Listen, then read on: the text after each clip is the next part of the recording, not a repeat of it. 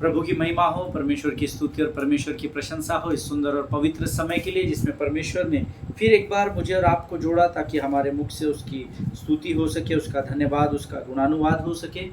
प्रभु का मैं धन्यवाद देता हूँ जिस विषय को कल से हमने शुरू किया है। परमेश्वर का धन्यवाद हो कि कल के वचन के द्वारा परमेश्वर ने हमारे जीवन में एक नए वचन के बीज को बोया है जिसके द्वारा हम आने वाले समय में बड़ी कटनी को काटने पाएंगे। हालेलुया। प्रियो, परमेश्वर का वचन सोने और कुंदन से भी अधिक मूल्यवान है केवल उनके लिए जो उसकी कीमत जानते हैं। आमीन। परमेश्वर का धन्यवाद हो। हम सब लोग रोज़ यहाँ पर आते हैं, वचनों का अध्ययन करते हैं, मनन करते हैं, उस पर चिंतन करते हैं और परमेश्वर हम सबों को आशीषों से भर रहा है। आमीन। आज फिर एक बार उन्हीं आशीषों को हमारे जीवन पर उंडेलने के लिए परमेश्वर की पवित्र आत्मा हमारे मध्य में है और हम कुछ वचनों को रोज़ के समान पढ़ेंगे। और ये समय है कि जब हम अपने अपने पवित्र शास्त्र निकाल लेंगे। और आज हमने पढ़ने के लिए जो वचन चुने हैं वो पाए जाते हैं भजन संहिता 119 उसके 33 से लेकर 40 वचन हम पढ़ेंगे। Psalms 119 verses 33 to 40। भजन संहिता 119 अध्याय 33 से लेकर 40 वचन। हे यहोवा, मुझे अपने विधियों का मार्ग दिखा, तब मैं उसे अंत तक पकड़े रहूँगा। मुझे समझ दे, तब मैं तेरी व्यवस्था को पकड़े रहूँगा और पूर्ण मन से उस पर चलूँगा। अपनी आज्ञाओं के पथ में मुझको चला, क्योंकि मैं उसी से प्रसन्न हूँ। मेरे मन को लोभ की ओर नहीं, अपनी चितौनियों ही की ओर फेर दे। मेरी आंखों को व्यर्थ वस्तुओं की ओर से फेर दे। तू अपने मार्ग में मुझे जिला। तेरा वचन जो तेरे भय मानने वालों के लिए है, उसको अपने दास के निमित्त भी पूरा कर। जिस नाम धराई से मैं डरता हूँ उसे दूर कर, क्योंकि तेरे नियम उत्तम है। देख, मैं तेरे उपदेशों का अभिलाषी हूँ, अपने धर्म के कारण मुझे जिला। हालेलुया। ये परमेश्वर का वचन है। जितनों ने मेरे साथ इन वचनों को पढ़ा है, परमेश्वर आपके मुख से निकले हुए शब्दों के अनुसार आपके साथ व्यवहार करे। आमीन। यहाँ पर भजन का लिखने वाला दाऊद 33वें वचन में कहता है, प्रभु मेरा क्या होगा, मेरा कैसे होगा। उसका उत्तर है, हे यहोवा, मुझे अपने विधियों का मार्ग दिखा। अर्थात हे प्रभु, मैं कहाँ जाऊं, मुझे तू अपने विधियों का मार्ग दिखा। मेरा कैसा होगा प्रभु, अगर तू मुझे विधियों का मार्ग नहीं दिखाएगा, तू मुझे अगर सही मार्ग नहीं दिखाएगा तो भला मैं कहाँ चलूंगा। तब मैं उसे अंत तक पकड़े रहूंगा। जब परमेश्वर हमको मार्ग दिखलाता है, सटीक मार्ग दिखलाता है, तो ये हमारे लिए बहुत ज़रूरी है कि हम उस मार्ग में बने रहें। कई बार शत्रु हमें कमज़ोर करता है, बरगलाता है और हम मार्ग से भटक जाते हैं। लेकिन परमेश्वर से यहाँ भजन का लिखने वाला विनती करता है कि प्रभु मेरा क्या होगा, मैं कहाँ जाऊँ, तू मुझे अपने विधियों का मार्ग दिखा ताकि अंत तक मैं उसको पकड़ कर रहने पाऊँ। हालेलुया। मुझे समझ दे, तब मैं तेरी व्यवस्था को पकड़े रहूँगा और पूर्ण मन से उस पर चलूँगा। आमीन। व्यवस्था को पकड़े रहने के लिए, अर्थात परमेश्वर के वचनों को थाम कर रखने के लिए आपको समझ की ज़रूरत होती है, आपको स्वर्गीय बुद्धि, स्वर्गीय ज्ञान की ज़रूरत होती है। और यहाँ पर बाइबल में एक स्थान पर लिखा है, जिसको बुद्धि की घटी हो वो मुझसे बुद्धि मांगे और मैं बिना उलाह ना किए तो मैं बुद्धि से भर दूंगा।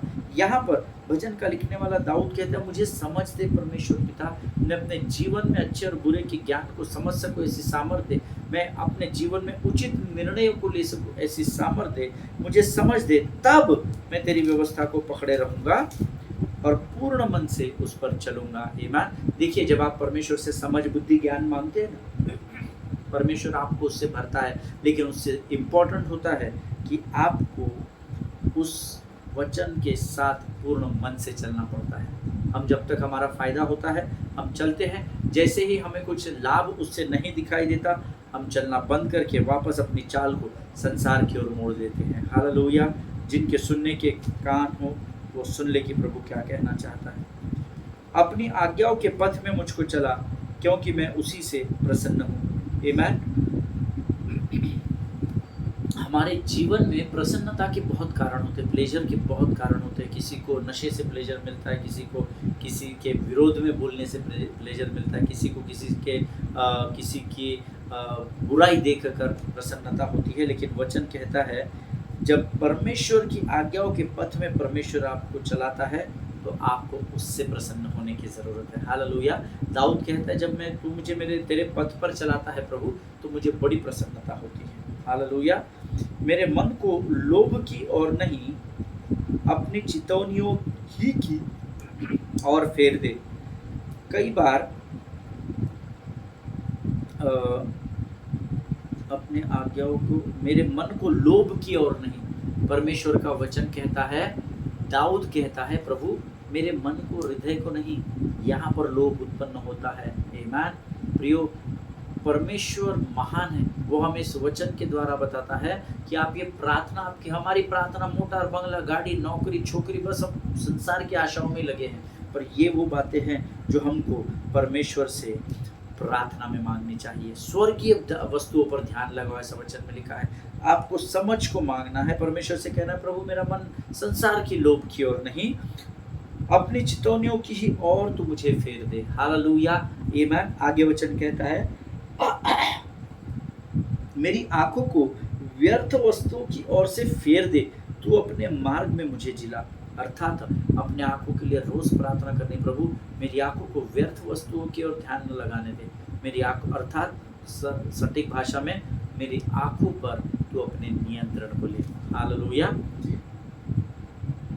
तेरा वचन जो तेरे भय मानने वालों के लिए है, उसे अपने दास के निमित्त भी पूरा कर। हालेलुया। क्योंकि जो परमेश्वर के, देखिए परमेश्वर का भय मानना बुद्धि का आरंभ होता है, ऐसा वचन में लिखा है। हालेलुया। सो अगर आप प्रभु के भय में चलेंगे, पर यहाँ पर दाऊद कहता है तेरा वचन जो तेरे भय मानने वालों के लिए है। आमीन।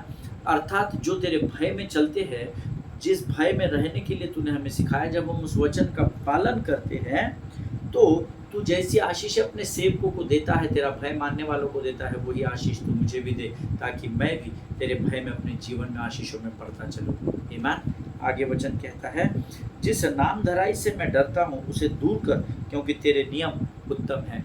एक जगह पौलुस नए नियम में कहता है जिस बात से मैं डरता हूँ वही बात मुझ पर आन पड़ती है।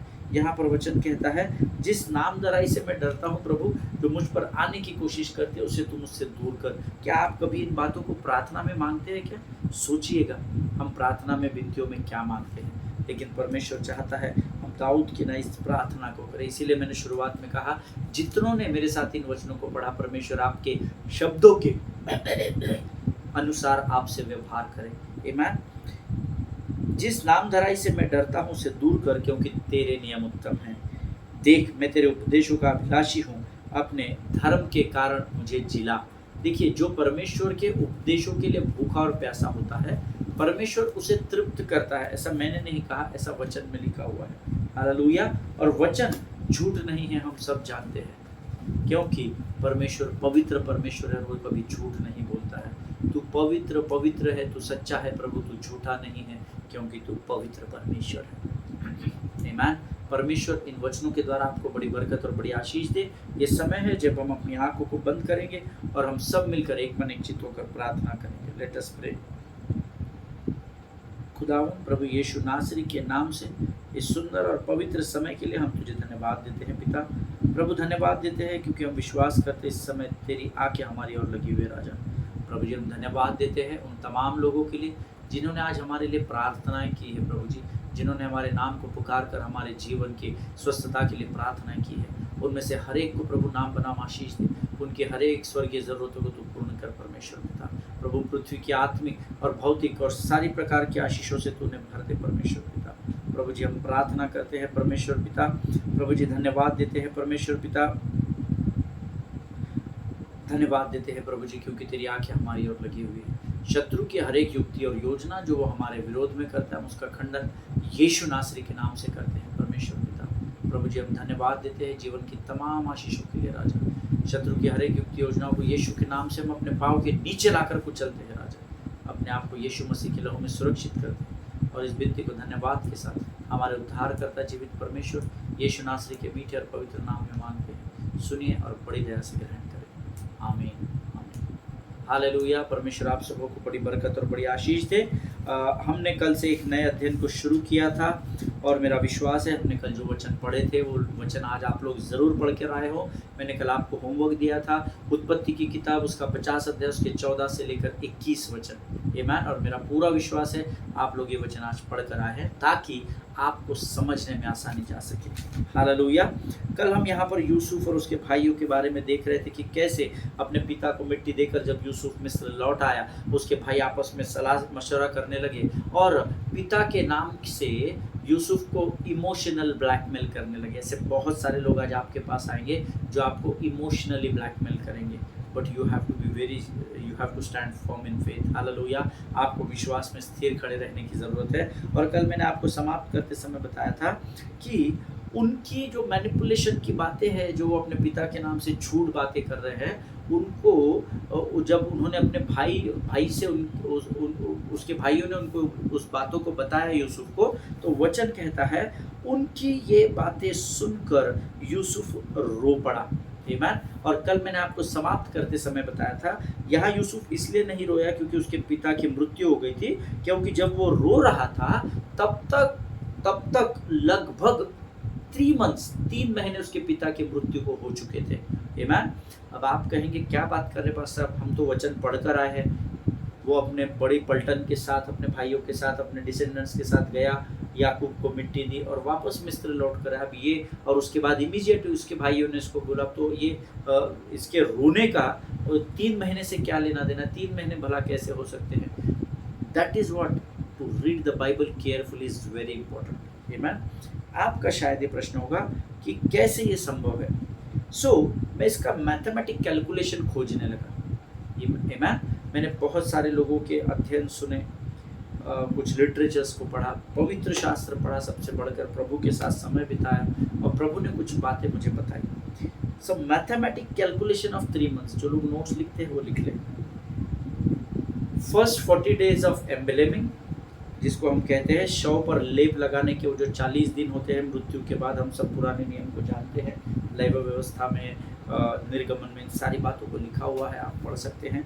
उसके बाद पहले 40 दिन एम्बलेमिंग में, लेप लगाने में चले गए। 30 days of morning that is शोक मनाने के 30 दिन, अर्थात 40 और 30 70 दिन हो गए। 22 डेज ऑफ जर्नी, इतिहास ऐसे बताता है, जानकार ऐसे बताते हैं, या रोड मैप ऐसा बताता है, मिस्र से याकूब को मिट्टी देने का जो स्थान था वहाँ पर जाने के लिए 11 दिन लगे और वापसी के लिए 11 दिन लगे। तो ये 11 जाना और 11 आना, to and fro 22 days. 40 days of embalming, 30 days of mourning and 22 days of travelling. ऐसा करके तकरीबन 92 days, that is what I told you, कि जब ये रो रहा था तो अपने पिता की मृत्यु को स्मरण करके नहीं रो रहा था, ये शोक से नहीं रो रहा था। आमीन। क्योंकि यहाँ पर उसके पिता की मृत्यु के लगभग 3 महीने हो गए थे। यूसुफ के पास पर्याप्त समय था कि वो अपने पिता की मृत्यु पर शोक कर सके, जो उसने ऑलरेडी कर लिया था या कर लिया होगा। हालेलुया। यूसुफ यहाँ इसीलिए रो रहा था प्रभु के लोगों कि उसके भाई अभी तक भी सुधरे नहीं थे, अभी तक भी बदले नहीं थे। इतना सब कुछ हो गया, उसने शरण दे दिया, सब कुछ कर लिया, सब क्षमा कर दिया, उसके बाद भी वे यहाँ पर मैनिपुलेशन के स्पिरिट में ही चल रहे हैं। आज ऐसे बहुत से लोग हैं जिनको परमेश्वर अनुग्रह पर अनुग्रह दे रहा है। आज हमको अपने मार्गों से फिरना होगा। हालेलुया। जिनके सुनने के कान हो वो सुन ले।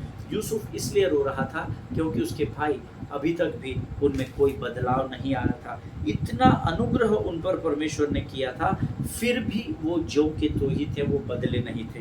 आमीन। और अगर आप उत्पत्ति 37 से लेकर तो 50 अध्याय तक पढ़ेंगे, उत्पत्ति की किताब उसके 37वें अध्याय से 50 अध्याय तक, द बुक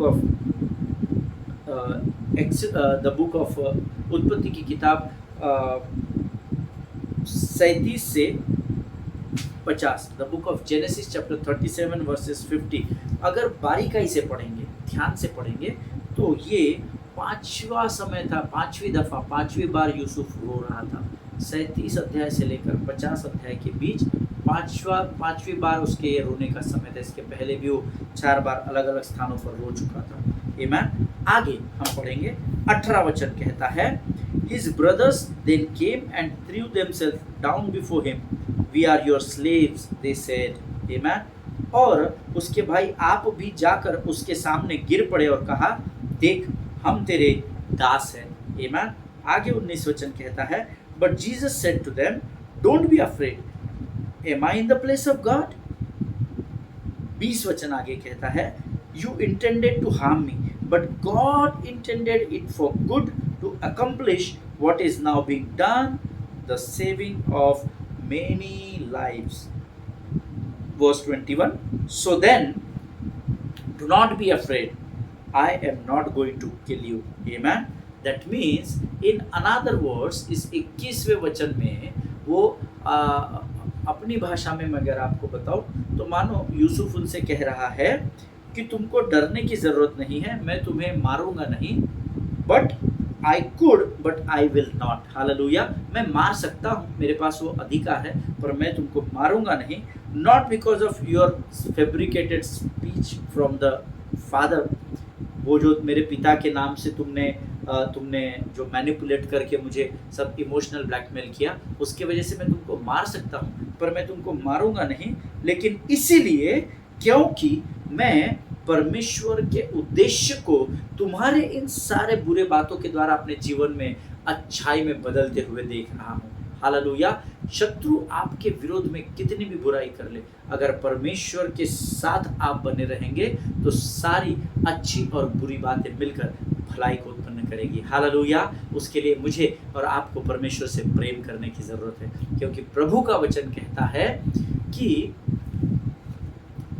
जो परमेश्वर से प्रेम करते हैं उनके लिए सारी अच्छी और बुरी बातें, सारी बातें मिलकर हमेशा भलाई को ही उत्पन्न करती है।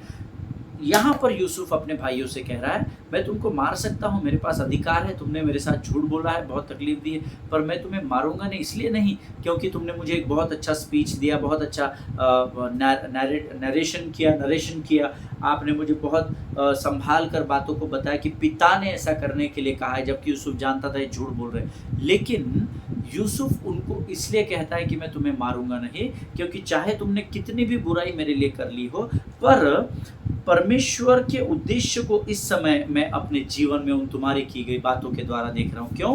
Because we all know he वो पिट में डाला गया, गड्ढे में डाला गया, pit to prison and prison to palace पहुंचाया गया। हालेलुया। वो पहले उसके भाइयों द्वारा गड्ढे में डाला गया, फिर इश्माइलियों को बेचा गया, फिर वहाँ से पोतीफर के घर पहुँचा, पोतीफर के घर से उसकी स्त्री के द्वारा वो जेल बंदीगृह में डाला गया, बंदीगृह से निकाला गया और सीधे राजभवन में जाकर इस समय, इस वचन के समय वो मिस्र का सेकंड इन कमांड बन गया। हालेलुया। आमीन। और वो एक उपकार को उसने ध्यान में रखा कि ना तो मेरे भाई मुझे गड्ढे में डालते, ना मैं इश्माइलियों को बेचा जाता, ना बंदीगृह में जाता, ना मैं इस स्थान पर पहुंचाया जाता। आज आप में से, मुझ में से कितने लोग हैं जो परमेश्वर ने हमारे किए हुए उपकारों को हम स्मरण रखते हैं, जिनके सुनने के कान हो सुन ले। तब बाइबल सेज वो वहीं पर नहीं रुका, बट वो आगे कहता है, and I will provide for you and your children and be assured them, and he assured them and spoke kindly to them. Amen. 21वां वचन पूरा पढ़ा मैंने अभी, फिर से एक बार पढ़ता हूँ। So then don't be afraid, I am not going to kill you, and I will provide for you and your children, and he assured them and spoke kindly to them. उसने बड़े नम्रता और दीनता के साथ उनसे बातचीत की। इसीलिए जिस वचन का अध्ययन करने हम इकट्ठा हुए हैं, उत्पत्ति की पुस्तक उसका 50 अध्याय के 14 से 21 वचन, जिस वचन के आधार को लेकर हम इस अध्ययन को करने के लिए इकट्ठा हुए हैं, उसका शीर्षक मैंने रखा है, bent knees before God will give you strength to stand firm before the devil. Hallelujah. बहुत लंबा शीर्षक है, that is what the spirit of the Lord spoke to me, और मैंने जैसा प्रभु की आत्मा ने मुझे कहा, मैंने वैसे ही इस शीर्षक को नाम दिया है, bent knees before God will give you strength to stand firm before the devil. जब आप अपने घुटनों पर परमेश्वर के सामने आएंगे तो परमेश्वर आपको संसार के सामने, शत्रु के सामने स्थिर रहने की सामर्थ्य से भर देगा। हालेलुया। आमीन। इससे पहले प्रियो कि हम आगे बढ़े, I want to tell you something which is very important.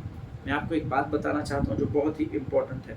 Always remember, जब मैं इस अध्ययन को पढ़ रहा था ना, मुझे प्रभु ने बड़ी आशीष दी।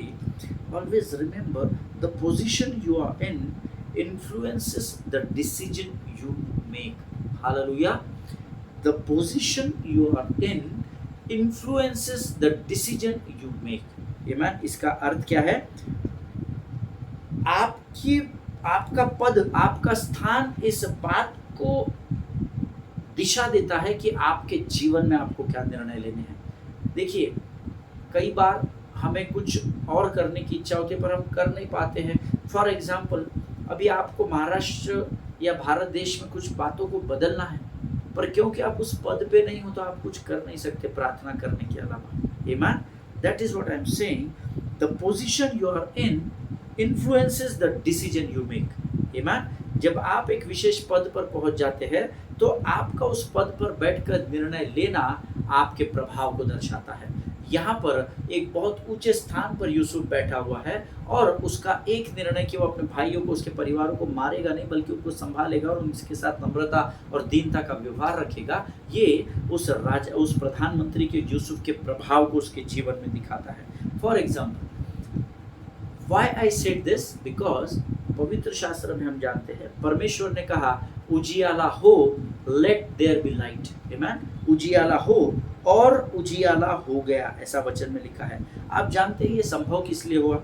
ये इसीलिए संभव हुआ क्योंकि परमेश्वर एक ऐसे पोजीशन या पद पर है जहां से वो अंधकार के विषय में निर्णय ले सकता है, डिसीजन ले सकता है। आमेन। उसी प्रकार से यूसुफ एक ऐसे पद पर था कि अपने भाइयों को जीवन दान देना है या मृत्यु में ढकेलना है, इसका निर्णय उसके हाथ में था। जैसे परमेश्वर ने कहा उजियाला हो, इसीलिए हुआ क्योंकि परमेश्वर उस पद पर, उस पोजीशन पर विराजमान है जहां पर वो अंधकार के ऊपर अधिकार को लेकर चल सकता है, निर्णय को ले सकता है। लेकिन फॉर एग्जाम्पल, अगर आज मैं यहाँ बैठे बैठे कहूँ कि ये जो सारा लाइट आपको मेरे चेहरे पर फोकस दिख रहा है, अगर मैंने कहा लाइट अभी क्या भी बंद हो जाए यीशु नासरी के नाम से, तो क्या आपने मेरे चेहरे पर के लाइट को कम होते हुए देखा? No, because I am not sitting in that position. Hallelujah. If I have to, मुझे, अगर मैं इस उजाले से भरे हुए इस कमरे में अगर मैं अंधेरा करना चाहता हूँ तो मुझे अपने स्थान से उठकर जाकर बटन को स्विच ऑफ करना पड़ेगा। Hallelujah. That is what I said, the position you are in influences the decision you make in your life. Hallelujah. Amen. ऐसा ही धन के साथ भी होता है, ऐसा ही पैसे के विषय में भी होता है। क्या आपने कभी किसी को ये कहते हुए सुना है क्या, पैसा सब कुछ नहीं होता brother, money is not everything brother, है ना? ऐसा मैंने बहुत सारे लोगों को कहते हुए सुना। मैं भी पहले बहुत बार कहता था पैसा ही सब कुछ थोड़ी होता है। ऑफ कोर्स जब आपके पास होगा ही नहीं तो आप यही कहेंगे कि अरे पैसा ही सब कुछ थोड़ी होता है, क्योंकि आपके पास है ही नहीं तो आप और क्या कहेंगे। Amen. I hope you understand what I am saying. अगर आपके पास धन ही नहीं है तब अगर आप कहते हैं कि पैसा ही सब कुछ नहीं होता तो ये कोई भी मान लेगा। लेकिन आपके पास बहुत धन है और तब आप कहते हैं कि पैसा सब कुछ नहीं होता, थोड़ा सा वियर्ड लगता है। Hallelujah. See, it is possible if you don't have any. ये कहना आपका जायज़ तब है जब आपके पास कुछ धन होगा ही नहीं।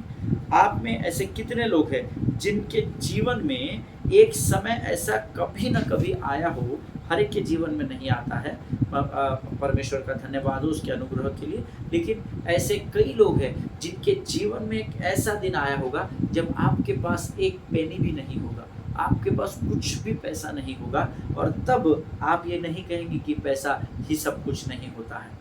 आमीन। जब आपके पास पैसे नहीं थे और तब आप उस पैसे को पाने के लिए, उस धन को पाने के लिए कुछ भी करने को तैयार थे। I don't mean it in wrong way कि आप रॉबरी करने तैयार थे, किसी का गला काटने, चोरी डकैती डालने, no, I am not saying in that way. But जब आपके पास कुछ भी पैसा नहीं था तब हो सकता है, see I am not talking about robbing people here anybody, और I am not talking about anything crazy to be done, है ना, कुछ मूर्खता पूरे काम करना कि पैसा नहीं है तो अब ये कर देता हूँ, नहीं, मैं उसके बारे में बात नहीं कर रहा। मैं आपको ये बात सिर्फ इसलिए बता रहा हूँ प्रियो, क्योंकि जब आपके पास कुछ भी धन नहीं था तब आपने ये नहीं कहा that money is not everything, but you know, शायद तब आप या मैं ये कहते हुए पाए गए होंगे, am I need of money brother, can I cut the grass of your garden. Sir मेरे को धन की बहुत ज़रूरत है, क्या मैं आपके इस बागीचे के इस घास को काट कर दूं ताकि आप मुझे धन दे सके। क्या या आपने ऐसा कहा होगा, can I wash your car, क्या मैं आपकी गाड़ी को धो दे सकता हूँ, मुझे पैसे की बहुत ज़रूरत है। And that is not bad, because पैसे से आपको भोजन मिलता है और आप जीवित रहते हैं। आमेन। सो पैसा सब कुछ नहीं है ये बोलना बहुत आसान है। आमेन। बट जब आपके पास कुछ भी नहीं होता है, then you know what is the value of money. Hallelujah. Amen. ऐसी परिस्थिति बहुत सारे लोगों के जीवन में आती है प्रियो। आमेन। और हम में से भी बहुत सारे लोगों ने ये बात अनुभव की होगी। But in that case you need to stop judging people.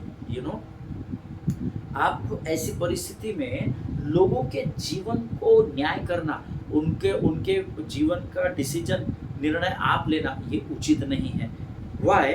सी, वो लोग जो उस परिस्थिति में कर रहे हैं ना, you don't know the pain behind it. Man, अगर किसी के पास पैसा नहीं है, वो पैसा कमाने के लिए किसी के गार्डन में घास काट रहा है, आप शायद उसकी खिल्ली उड़ा सकते हैं, या आप उसको मॉक कर सकते हैं, उसका मजाक उड़ा सकते हैं, but you will never come to know the pain he is suffering from. Man, आपको नहीं पता कि वो भाई वो बहन किस परिस्थिति से होकर गुजर रही है। इसीलिए do not mock such people. Amen. In fact, you stand with them shoulder to shoulder. ऐसे लोगों के साथ तो आप कंधे से कंधा मिलाकर खड़े रहना सीखें, ताकि परमेश्वर स्वर्गीय आशीषों से आपके जीवन को भर दे। हालेलुया। देखिए, दूसरों का न्याय करना बहुत आसान होता है। I will give you my personal confession. जब मैं एक कलीसिया का भाग था, तब कई बार पासबान की कुछ बातों को देखकर, उनकी कुछ हरकतों को देखकर मुझे बहुत वियर्ड लगता था, और मैं अक्सर सोचता था, यार अगर प्रभु ने मुझे सेवकाई कभी दी ना, इसके जैसा तो मैं ज़रूर नहीं बनूंगा। नहीं, इसकी ये आदतें मेरे को पसंद नहीं, इनका ये पार्शलिटी मुझे पसंद नहीं, इनका ये पसंद नहीं है, इनका वो पसंद नहीं है। लेकिन एक दिन मुझे ऐसा लगा, कुछ समय बाद जब मैं वचन में परिपक्व होता चला गया, तो I thought of making a list of all the things which I did not like of my leader और माई पास्टर। मैंने एक दिन, मुझे ऐसा लगा कि मैं उन सारी बातों की लिस्ट बनाऊं जो परमेश्वर के सेवक में खामियां हैं, और उसको लिखूं, उसको जाकर पास्टर को हाथ में दूं कि पास्टर साहब, आपकी ना ये आदतें मुझे समझ में नहीं आई, मुझे पड़ती नहीं है, मैं रहूँगा तो मैं ऐसा नहीं करता था, बट अब मुझे जब समझ आ गई वचन की, तो मुझे ऐसा लगा कि मैं एक दिन सारी उनकी खामियों को लिखूं, उनके पास जाऊं और उसके नीचे बड़े अक्षरों में लिखूं, I am so sorry pastor for judging you wrong. Hallelujah. Paswan मुझे क्षमा करे, मैं आपसे क्षमा चाहता हूं, क्योंकि मैंने आपका न्याय करने की कोशिश की। Hallelujah. Because today I am into that same place. Amen. Now that is my cup of T. आज मैं सेवकाई कर रहा हूँ, मैं अब समझ सकता हूँ कि वो पासबानी, वो परमेश्वर के सेवक की योग्यता या उनके जीवन के निर्णय उस समय उस स्थान पर खड़े होकर लेना कितना कठिन रहा होगा। आमेन। इसीलिए हमको ना लोगों के बैक ऑफ द स्टोरी हमको मालूम नहीं होती है। इसीलिए कभी भी किसी मनुष्य का न्याय नहीं करना, क्योंकि वचन बहुत साफ है, अगर तुम दूसरों पर दोष लगाओगे तो तुम्हारे पर भी दोष लगाया जाएगा। हालेलुया। क्या आप जानते हैं कि परमेश्वर की सेवकाई करना बहुत कठिन है? बहुत लोग आपको जज करते हैं, और पिछले 21 साल में ये मेरा वैयक्तिक अनुभव रहा है। This is my personal experience that very immediately people will start judging you if something goes wrong. Today only one of my sister in Christ, she was asking me, pastor साहब, ये जो परमेश्वर के सेवक होते हैं, ये पाप करते हैं, ये करते हैं, इनको कैसे करना है, इनके लिए क्या प्रार्थना करनी चाहिए, इनको क्या बोलना चाहिए, क्या उनको ये करना शोभा देता है? Can I was just talking to her, so just God reminded me of this, never do that. सेवकाई बहुत कठिन है। आमेन। आप परमेश्वर के लोगों का न्याय नहीं करना, क्योंकि वो तो दो गुने आदर के योग्य है। तो पास्टर, फिर उनके पास गलत करने का लाइसेंस है क्या? नहीं, वो तो आपके पास भी नहीं। आमेन। पर गलती आपसे भी होती है, गलती उनसे भी होती है। आप उनको इसलिए जज नहीं करना क्योंकि वो पासबानी कर रहे हैं। आमेन। वे भी आपके जैसे साधारण मनुष्य, इस बात को याद रखिएगा। आमेन। दूसरों पर उंगली उठाना बहुत आसान है। यहाँ पर यूसुफ के भाई यूसुफ पर आउट ऑफ जेलसी और बहुत सारे, अरे इसको तो गड्ढे में फेंका था, अरे इसको तो बेच दिया था, ये इतना बड़ा आदमी कैसा, उसको जज कर रहे थे। गड़बड़ किया कि इसने कुछ किया कि इधर कुछ तो भी झोल घुमा, कुछ तो भी मूवमेंट किया है क्या अच्छी बुरी वाली, वो अभी भी सुधरे नहीं थे। इसीलिए यूसुफ रो रहा था। आमेन। आज मुझे और आपको अपने ऐसे भाई बहनों के लिए आंसू बहाने की ज़रूरत है प्रियो, जो अभी तक भी अंधकार के उस धोखे से बाहर नहीं आए हैं। आमेन। अब 21 सालों में ये मेरा वैयक्तिक अनुभव रहा। So now I feel differently, because the position you are in influences the decision you make. Hallelujah. The position you are in influences the decision you make. आमीन। परमेश्वर इन वचनों के द्वारा आपको बड़ी बरकत और बड़ी आशीष दे। हमारा आज का समय समाप्त हो गया है, हम इससे और गहराई में कल जाएंगे। ये समय है जब हम अपनी आंखों को बंद करेंगे और हम प्रार्थना करेंगे। Let us pray. खुदावंद प्रभु यीशु नासरी के नाम से सुंदर और पवित्र समय के लिए हम तुझे धन्यवाद देते हैं राजा। तू महान और जीवित परमेश्वर है, तेरी स्तुति करते हैं, तेरी प्रशंसा करते हैं राजा। तेरे तुल्य और कोई नहीं जिसे हम हे अब्बा हे पिता कहकर पुकार सके। सचमुच तू महान और जीवित है राजा। अपने जीवन की सारी बातों को हम तुझे समर्पित करते हैं राजा। सारी बातों में महिमा तुझको देते हैं। आगे के संपूर्ण समय को तुझे समर्पित करते हैं। अपने आप को यीशु मसीह के लहू में सुरक्षित करते हैं और इस विनती को धन्यवाद के साथ यीशु नासरी के नाम से मांगते हैं, सुन और कबूल कर। आमीन। परमेश्वर आप सबों को बड़ी आशीष दे, बड़ी बरकत दे। एक दूसरे के लिए प्रार्थना करें, अपने पासवानों के लिए, उनके परिवारों के लिए ज़रूर प्रार्थना करेंगे। हम अगले सेशन में फिर एक बार मिलेंगे। तब तक स्वस्थ रहें, सुरक्षित रहें। सभी को जय मसीह की।